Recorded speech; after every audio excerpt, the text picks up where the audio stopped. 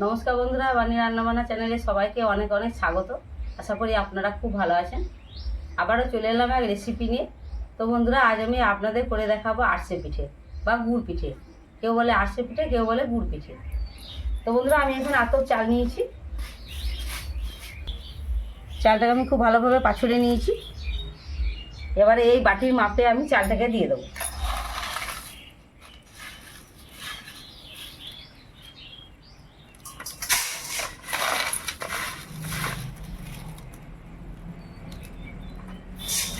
তো বন্ধুরা, পুরো চালটাই দিয়ে দিয়েছি। এখানে 3 বাটি চাল ছিল, 3 বাটি চালই দিয়ে দিয়েছি। চালটাকে আমি কিছুক্ষণ জলে ভিজিয়ে দেবো।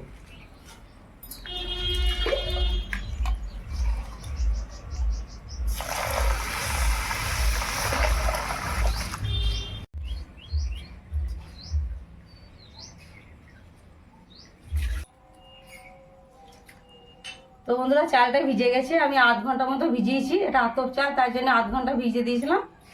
চালটাকে আমি ছেঁকে নিচ্ছি।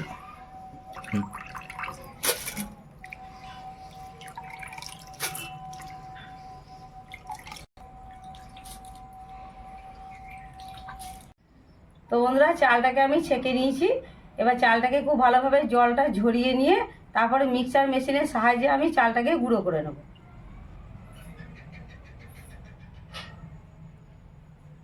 তো বন্ধুরা, চালটাকে আমি মিক্সিতে গুঁড়ো করে নিয়েছি। এখানে আমার 3 বাটি আতপ চাল নিয়েছিলাম। যতটা আতপ চাল থাকবে তার হাফ গুড় লাগবে। 3 বাটি আতপ চাল নিয়েছি, তার জন্য আমি 1.5 বাটি গুড় দেবো।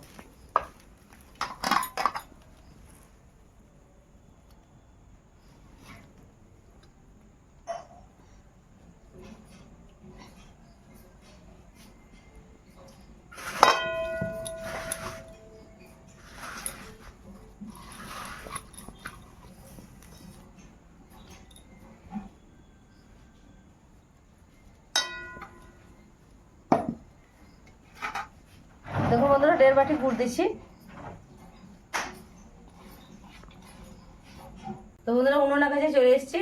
উনুনটা ধরিয়ে নিয়েছি, কড়াইটা বসিয়ে দিচ্ছি। গুড়টা চাপিয়ে দিয়েছি, গুড়টাকে আমি পাক করে নেব।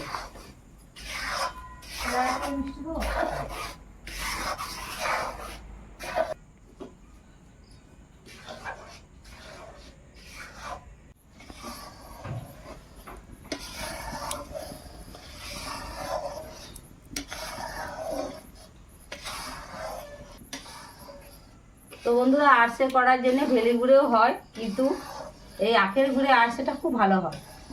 তো গুড়টা যদি সামান্য একটু বালি আর একটু ঝোল মিশিয়ে থাকে, তাহলে আরসেটা খুব সুন্দর হয়।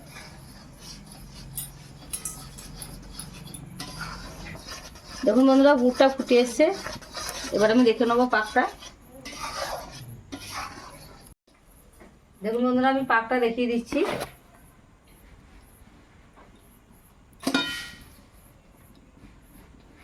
তো বন্ধুরা, এটা লাড়ুর মতো ডাব বাঁধবে না, এটা এইভাবে বেলের আঠার মতো হবে।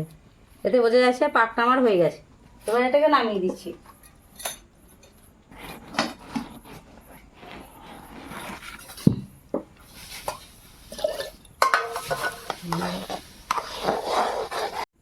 এবার একেবারে এই গরম গুড়টাতে অল্প অল্প করে গুঁড়িটা দিয়ে মাখিয়ে নেব।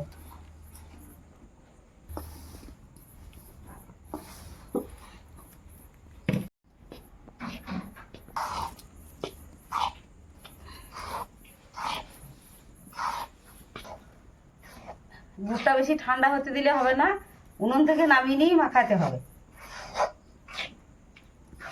অল্প অল্প করে দেবো আর মাখাতে থাকবো।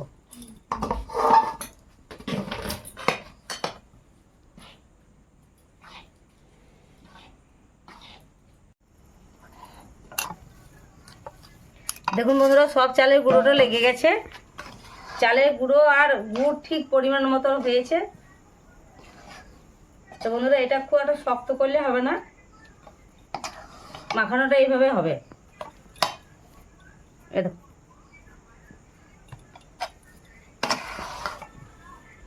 এইভাবে মাখালে আরসেটা খুব সুন্দর হবে, আরসেটা খেতেও খুব ভালো হবে। তো বন্ধুরা, চালের গুঁড়োটা মাখানো হয়ে গেছে। এবার আমি উনুনের মধ্যে কড়াই বসিয়ে কড়াইয়ে তেল দিয়ে দেবো। তো বন্ধুরা এদিকে কড়াই বসিয়ে দিয়েছি, কড়াইয়ের মধ্যে তেল দিয়ে দিচ্ছি, আর এখানে এই থালাতে আমি একটু তেল গুলিয়ে নিচ্ছি।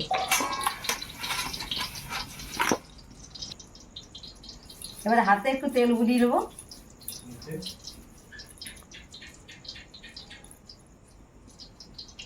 এবার আমি আরসাটাকে তৈরি করে নেব।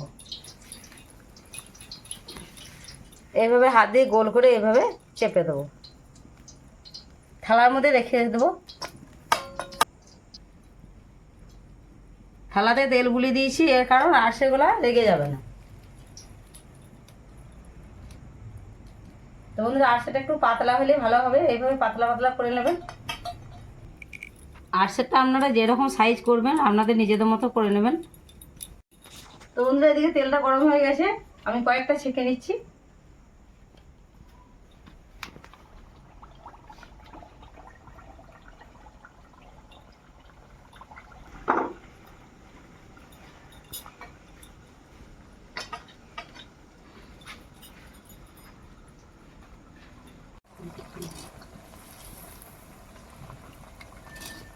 দেখুন বন্ধুরা আরসাগুলো খুব সুন্দর ফুলে যাচ্ছে।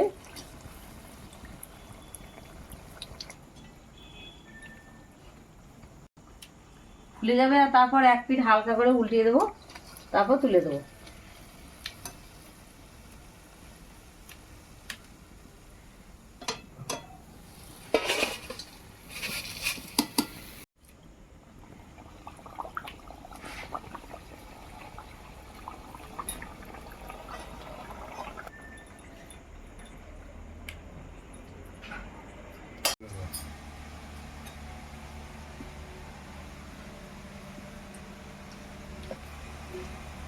তো বন্ধুরা আরসে ভাজা প্রায় শেষের দিকে হয়ে এসছে। তো বন্ধুরা একাতে আরসে বানানো আর ছাকা খুব অসুবিধা, তার জন্যে একজনা বানিয়ে দিলে ভালো হয়, তাই জন্য ও বানিয়ে দিচ্ছে।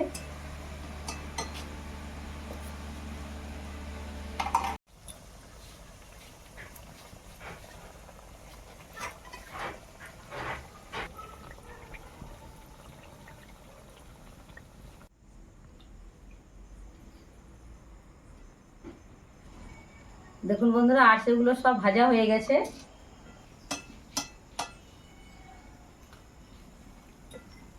তো বন্ধুরা এই আরসে পিঠে বা অনেকে বলে গুড় পিঠে, এটা যত ঠান্ডা হবে তত খেতে ভালো লাগবে। এটা গরম থেকে ঠান্ডাতে খেতে বেশি ভালো লাগে।